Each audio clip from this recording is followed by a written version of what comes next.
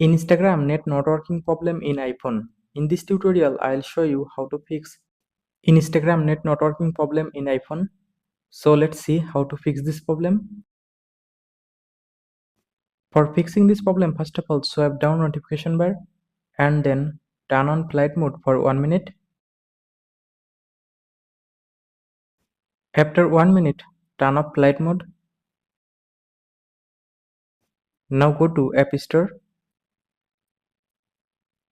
and then tap on search option. Now search Instagram. From here, update your Instagram apps in latest version. After completing update process, now go to settings and then go to general option. Now go to iPhone storage option. Now find Instagram from the app list. Tap on Instagram. Now upload your Instagram apps. Tap on upload.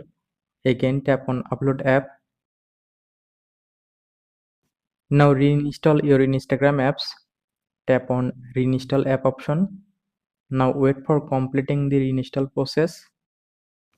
After completing the install process, now power off and on your phone. Now go to Instagram and see Instagram net is working now.